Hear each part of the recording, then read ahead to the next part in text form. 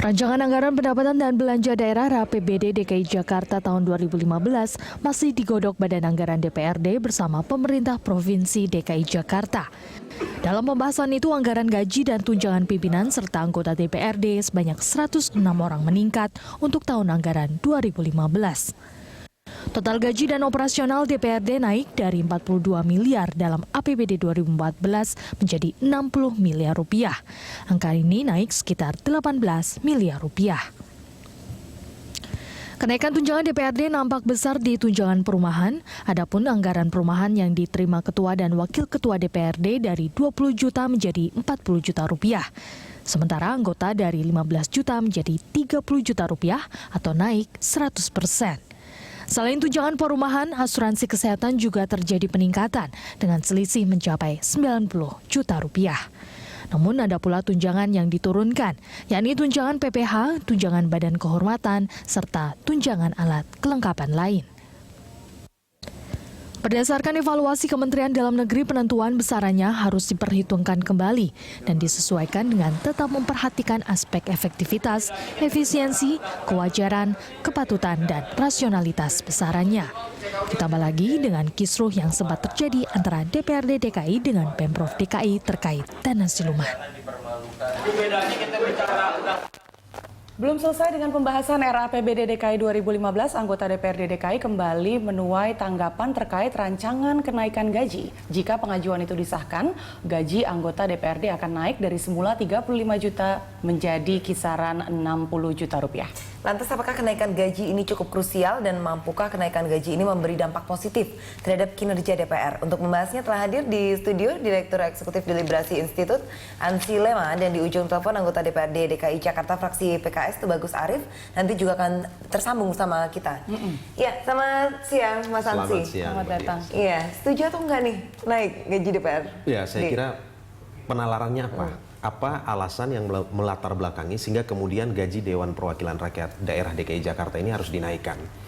Kalau berdasarkan informasi yang saya dapat dari bacaan-bacaan, kalau tidak salah itu salah satu anggota atau ketua fraksi Partai Nasdem ya di DPRD DKI Jakarta mengatakan bahwa anggaran transparan sudah kami terima dan ini saatnya bagi DPRD DKI Jakarta harus mendapatkan kenaikan gaji begitu. Jadi itu reward karena jadi, udah transparan gitu ya. Bukannya seharusnya memang transparan jadi ya. menurut saya transparansi anggaran itu adalah sebuah kewajiban, sebuah keniscayaan ataupun sebuah keharusan. Sementara kenaikan gaji itu harus dilihat konteksnya. Apa penalaran di balik ini? Apakah memang harus dinaikkan atau tidak? Nah, tapi kalau seandainya argumentasinya bahwa saat sekarang kami sudah punya komitmen untuk melakukan transparansi anggaran dan karena itu ini saatnya gaji harus dinaikkan, menurut saya ini ada problem yang sangat besar ya terkait dengan keseriusan anggota Dewan Perwakilan Rakyat Daerah DKI Jakarta ini untuk mendorong ataupun membangun tata kelola pemerintahan yang baik, bersih, berkualitas, bertanggung jawab dan juga bermartabat. Bahkan saya justru melihat ini bertolak belakang begitu. Karena apa? Karena logikanya begini. Seolah-olah gaji kecil itu berarti tata kelola anggarannya itu tidak transparan atau gelap gulita dan ini rentan terhadap korupsi dan tapi pada sisi lain income-nya ini tinggi. Jadi gaji kecil income tinggi tetapi tata kelola anggarannya ini gelap gulita. Nah, di sisi lain gaji harus dinaikkan, tata kelola anggarannya transparan, tentu sulit untuk dikorupsi, income-nya naik begitu. Baik, nah, menurut anggota DPRD sendiri, iya, mereka itu yang saya untuk baca naik, ya. Bestari Barus misalnya dari Partai Nasdem begitu. Dia meminta naik sekitar 70 sampai 150 juta karena merasa bahwa di tempat lain pun itu sebenarnya tinggi juga 30 jutaan gitu. Sehingga kalau untuk di pusat ataupun di Jakarta ini harusnya lebih tinggi daripada daerah. Ya. Itu gimana tuh Mas Hansi melihatnya? Politik itu, saya kira mereka sebagai politisi ini harus sadar. Politik itu adalah ruang dedikatif.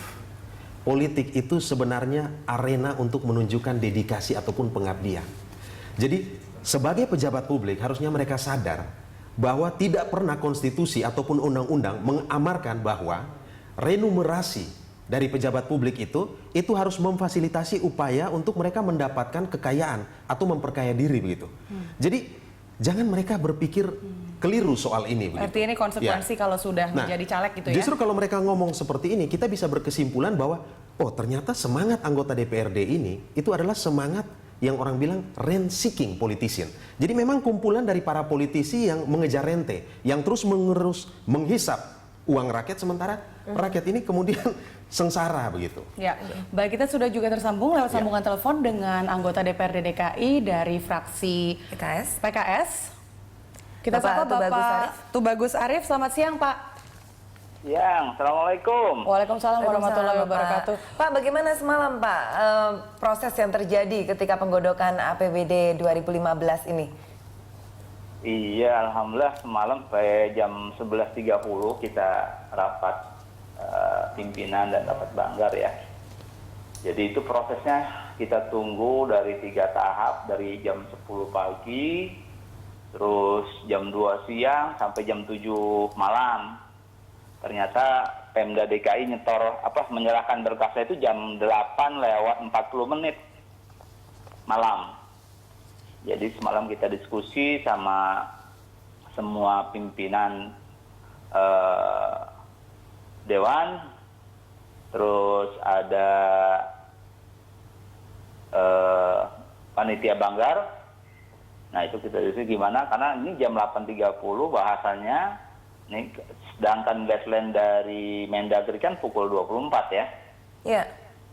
Nah ini kan ternyata kan akhirnya kita coba ungkapkan masing-masing pimpinan fraksi berbicara dan seterusnya, yang akhirnya kesimpulannya kita serahkan nanti hasil dari rapat pimpinan dan pimpinan fraksi itu diserahkan kepada yang pertama kepada Ketua DPRD untuk merespon lebih jauh seperti itu. Artinya masih belum tercapai kesepakatan ya antara legislatif dan juga eksekutif dalam hal ini.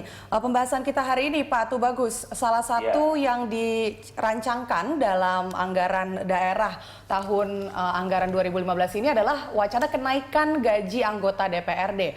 Tanggapan Anda bagaimana? Yang pertama ini surprise ya. Waduh, beritanya dari mana ini ya sumbernya? Karena terus terang di kita kemarin membahas anggaran tuh pihak TAPD, tim anggaran Pemda DKI itu tidak membahas tentang biaya tidak langsung, belanja tidak langsung. Yang dikasihkan cuma hanya belanja langsung doang, yang akhir jadi polemik, dan ini pun akhirnya kita coba telusuri. Ya, informasinya sudah dipublish di website Kesekretariatan DPRD DKI, Pak Tubagus. Informasinya sudah resmi. Dari mana ya? Itu. Bapak mungkin bisa cek di situs Kesekretariatan Bapak DPRD sendiri. Coba ntar kita cek. Cuman kan kita harus melihat ya.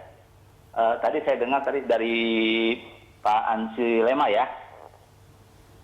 Halo? Iya, benar. Ini kan harusnya kan setiap hal-hal yang berkaitan tentang kedudukan dan keuangan ketua dan anggota DPRD kan sudah diatur ya. Baik dalam Undang-Undang 22 2003 atau yang terbaru 23 2014, di PP 24 2004 dan perubahannya di PP 37 sampai PP 37 tahun 2006 ya. Kan gitu ya? Iya. Nah, itu kan sumber kita dalam hal menentukan tentang kedudukan dan keuangan ketua dan anggota DPRD di seluruh Indonesia. Kalau melihat pasal-pasal di sana kan tentunya kita harus pahami yang namanya tunjangan di DPRD itu kan ada beberapa hal yang sudah diatur ya. Ada uang representasi, ada tunjangan keluarga, tunjangan beras, uang pakai, tunjangan jabatan, panitia musyawarah, tunjangan komisi, dan seterusnya, itu banyak. Nah ini kan misalkan uang representasi yang sudah diatur dalam PP 37 tahun 2006 itu kan di pasal 11, bahwa pimpinan dan anggota DPR itu kan diberikan uang representasi. Nah uang representasi itu halo? Iya. Nah itu kan setara uang representasi ketua DPRD provinsi setara dengan gaji pokok gubernur. Itu harus digarisbawahi. Jadi dia harus setara dengan gaji pokok gubernur. Kalau gaji pokok gubernur naik, maka ketua DPRD provinsi naik. Untuk wakil ketua DPRD itu 80% jumlahnya dari uang representasi ketua DPRD. Terus anggota gimana nih nasibnya? Itu adalah 75% dari uang representasi ketua DPRD. Begitu. Jadi aturannya itu yang harus kita pegang. Ya, namun juga ada tunjangan perumahan di sini ya Pak ya, yang turut naik juga. Tanggapan Anda bagaimana? Nah, kalau tunjangan perumahan itu kan ada hitung-hitungannya semua dari kemampuan dari anggaran daerah tempat. Jadi sejauh mana teman-teman TAPD itu mengukurnya, kan begitu. Tapi, tunjangan rumah dinas kan udah untuk pimpinan, rumah dinas juga diberikan kepada anggota. Nah, tapi itu kan dilihat dari kemampuan anggaran dari daerah itu sendiri. Terus korelasinya dengan kinerja apa Pak ya? Kata Kalau kinerja kita sudah ada ya, kita nggak perlu lagi ini, kita harusnya sudah include semuanya dengan gaji yang sudah diatur oleh aturan main itu. Tentunya di situ ada misalkan dana tunjangan komunikasi intensif, itu kan kita sudah include bagaimana di situ diminta dalam aturan main itu ini sebagai operasional yang diberikan kepada anggota dewan untuk dia turun ke lapangan menyerap aspirasi yang ada di tengah masyarakat. Ya, Seperti jadi ini itu pertimbangannya yang lebih ke administratif saja ya Pak, tanpa memperhitungkan tentang apakah ini budget pro rakyat atau tidak, atau misalnya. Jadi yang sebetulnya itu sekali lagi itu sesuai dengan aturan, ya. Kita ya terus terang kalau misalkan minim juga nggak mungkin, kebesaran juga kan nggak mungkin. Jadi sesuai dengan aturan yang sudah dilihat. Ini perbedaannya ada 18 miliar ya Pak ya, dan yang paling mencolok adalah tadi dengan tunjangan perumahan baik untuk pimpinan maupun anggota yang keduanya naik 20%. Ada sedikit komentar beberapa saat yang lalu dari eksekutif juga, tepatnya dalam hal ini Pak Ahok, yang mengatakan bahwa sebenarnya nggak perlu-perlu amat kok itu tunjangan perumahan karena toh semua sudah berdomisili di Jakarta. Bagaimana tanggapan Anda? Apakah setuju? Karena ini tentunya bisa memangkas cukup signifikan kalau memang tunjangan rumah ditiadakan. Ya sah-sah aja. Aturan mainnya kan sudah ada di itu. Kita ikutin aja aturan main. Ya terus terang kita kan akan melihat dampak-dampaknya. Misalkan, misalkan itu berdampak kepada pengaruh kepada misalkan kesenjangan sosial yang tinggi antara tunjangan yang diberikan oleh pemerintah kepada para pejabat-pejabatnya baik eksekutif maupun legislatif dan seterusnya. Nah itu kita lihat dampak terhadap kesenjangan sosial ada apa tidak. Kalau dia terjadi kesenjangan sosial, ya ngapain? Kok itu kan menyusahkan rakyat. Terus terang misalkan nih, bahasan semalam yang kita masukkan itu ya. Halo Mbak? Ya, baik, silakan Pak. Nah, yang paling kita ngeri ini hari ini akan terjadi ledakan sosial. Kalau kita catat dalam pergub ini Mbak ya, peraturan gubernur, itu kita sangat miris. Misalkan gaji atau honor kepada para pegawai dan guru honorer di Jakarta. Tahu nggak berapa Pak? Baik Pak, terkait dengan hal tersebut, kenapa di DPRD ini lebih setuju nantinya pergub daripada perda Pak? Ntar dulu sebentar, saya mau tanya sama Mbak. Dari pembahasan semalam, kita tidak melihat komitmen. Misalkan, kalau misal diangkat masalah tunjangan-tunjangan kita, ini kan terjadi kesenjangan sosial. Yang paling berdampak itu kesenjangan sosial kepada tunjangan atau gaji pegawai atau guru honorer yang kerja di pemerintah. Mbak? Iya, baik. Misalkan gaji guru honorer, ya, tunjangannya aja 400.000 sampai 600.000 rupiah. Itu sebulan di bawah UMP. Dia kerja sudah 10 tahun tidak ada peningkatan. Nah ini kan permasalahan sosial yang sangat rawan. Dan Pak Gubernur tidak melihat ini. Harusnya dia meningkatkan dong taraf kehidupan yang layak bagi guru-guru kita, para pejuang kita ini yang mendidik anak-anak kita semua. Ternyata itu diabaikan oleh mereka. Bagaimana kalau misalnya anggaran itu kemudian dialokasikan saja ke honorer gitu Pak? Atau mungkin juga ke tempat-tempat sosial yang Bapak concern mungkin yang mengatakan? Sangat setuju. Bahkan mohon maaf, kenapa terjadi deadlock itu? Ternyata banyak sekali anggaran-anggaran yang kita lihat dalam peraturan APBD yang semalam dibahas itu masih banyak sekali yang tidak sesuai dengan pembahasan kita. Tapi di sisi lain Bapak sesuai begitu kalau misalnya anggaran itu kemudian dialokasikan lebih banyak untuk gaji para anggota dewan gitu Pak? Ya itu kan saya lagi, itu harus sesuai dengan aturan. Nggak boleh sembarangan, Mbak. Baik. Kita hormati aturan yang berlaku, baik undang-undang maupun peraturan pemerintah. Kita hormati undang-undang dan peraturan itu. Kalau undang-undang itu berlaku dan kemampuan daerah itu mampu untuk melakukan itu, why not? Tapi dengan syarat tidak boleh ada kesenjangan sosial. Apa artinya 70 sampai 150 juta ternyata rakyat sengsara. Gaji guru honorer tidak naik. 600.000 itu kan perbudakan baru di tahun-tahun ini. Artinya untuk Pak Tubagus yang penting adalah gaji-gaji guru honorer ini bisa terfasilitasi dan bukan kenaikan gaji anggota DPRD. Seperti itu ya Pak ya. Betul. Kami masih akan lanjutkan dialog di segmen berikutnya. Pak Tubagus tetap bersama kami, pemirsa Lancok akan kembali.